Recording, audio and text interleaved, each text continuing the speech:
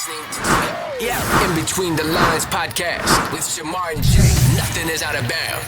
What? Yo, it's the In Between the Lines podcast. I'm Shamar, that's Jay. You are the Pod Squad. Thanks for tuning in. Make sure you like and subscribe. We got another episode for you today. Jay. My bro. What's going on, good brother? Another week, bro. Another week, another dollar. You know what I mean? Another week, a lot of dollar. What's going on in your mind, man? What you got going on?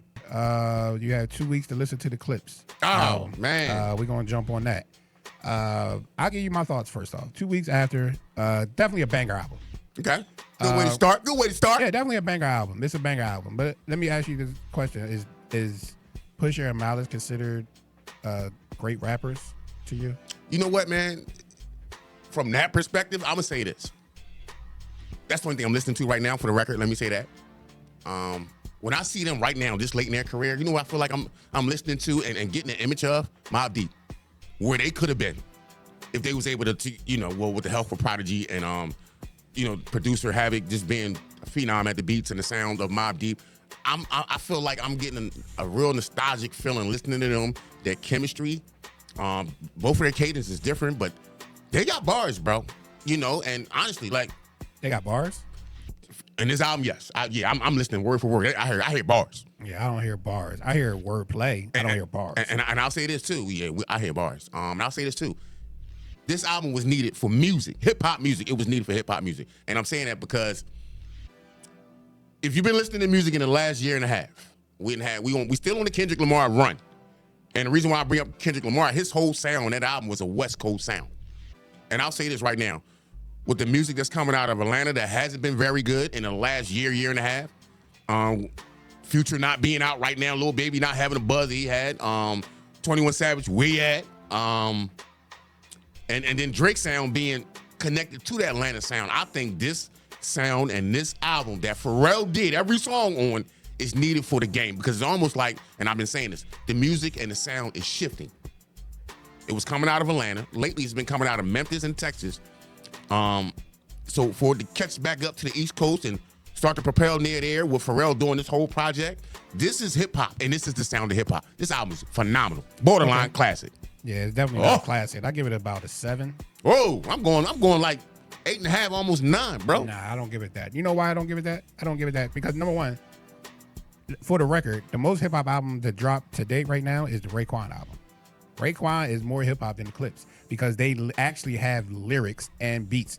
Like the Clipse is, to your point, haven't grown in 20 years. Like they're still talking about selling crack and dope on every track. So there's no growth. Or you don't hold them to the growth standard, right? Do you hold them to the growth standard? Yeah, I do. That's why. Okay, but they still talking about the same stuff they talked about.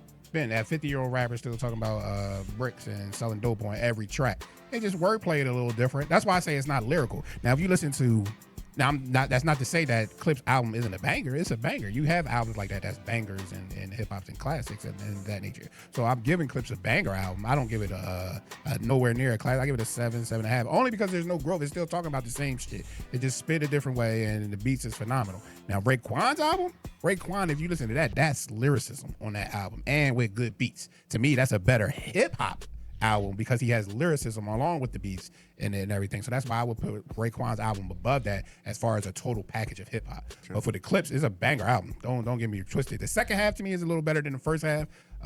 But to me, FICO and Inglourious Basterds are the best songs on there for me and everything. The first 3 or 4, they cool and everything. But from FICO on to me was the banger. And I give it up to the Clipse. Like, you made a great album. A little juice for the Clipse, Hit man. the button. You know the button's better than me. For the Clipse, bro. For the Clipse, yeah, I give it to him. baby. It's a good album. Yeah. But I would rank right now. Raekwon's album as a better hip hop album when people say that. It just don't have a buzz of the Clipse or whatever because they don't have a 2-year run in their promotion, what they're doing, and he's talking about Travis Scott and all this other nonsense on his promotional tour to keep the buzz and the media reposting them, posting it. So they have a great rollout as well. So, you know what I mean? So they got 2 years worth of working on something, and you got a good rollout, and you got good music. So Got I think great production. It's a trifecta. So they should get there, dude.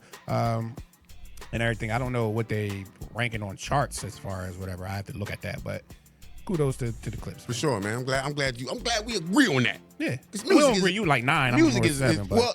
we agree. Well, let me say something about Raekwon. First of all, I haven't listened to all of Raekwon. I've been real selective in listening to Raekwon's new album that just dropped. I know that one with Nas is crazy. The joint he got with Nas, what's it, Ortega? Don't quote me, Ortega, something like that. I don't even know. Something, but it's dope though. That record hit, bro. And Nas bars on there. Everybody thought it was for Jim Jones, including myself. Raekwon did come out and say that was already recorded. Jim Jones just happened to come with the bullshit later on, and then they attached that verse to the Jim Jones beat. Yeah. And Nas was just saying some random shit on something. But because I don't think when people say he was coming at Jim, like that don't sound like, I don't think Jim is on Nas level. And like again, going back to the thing, I don't think Jim came at Nas to challenge him. I think that was just a social media thing and everything that he just, I think. But check out the previous episode if you want that guy. Right, let's just leave it like Jim Jones fucked that all up. But honestly, again, going back to the music, I will say the production on the Clipse album was just phenomenal. Pharrell did every song. The beats are phenomenal. I mean, when you talk about pure hip hop with the sound included, yeah, the game needed this because the sounds that's out here now, some of the music that's out here now, for a true hip hop person like myself, I can appreciate Raekwon, and I'm definitely embracing the Clipse new album because, again, the music's been awful. And I will say this real fast. The reason why the rollout was so big and phenomenal is because they signed with Rock Nation 48 hours after they was dropped from Def Jam. The Clipse manager picked up the phone once they was released from Def Jam, called Hove. Hove got the paperwork done and brought out the contract in 48 hours and did the rollout with the Clipse after he heard the album. So kudos to him. Big homie, Jay-Z. Yeah, you always reluctant to give it up for the bro. I'm not give it up. I'm a Jay-Z fan. But to know that to you, he does no wrong. That's right. But to know that he's responsible in some of this too as well. This is why we need the big brothers in the hip hop, the big homies in hip hop, to let these artists shine, man, and change the music and the sound of it from time to time to get it back to hip hop and that real street sound, bro, because it was needed, bro. It was truly needed, man. And again, I'm hearing Mobb Deep for some reason when I'm listening to the Clipse in that era and how that chemistry works and the sound of the music right now. I mean, let's be honest, I would love to have Mobb Deep in the game right now after all these years and see how they would evolve with the music. You know what I'm saying? Yeah, man, big deal. I like it. I love it.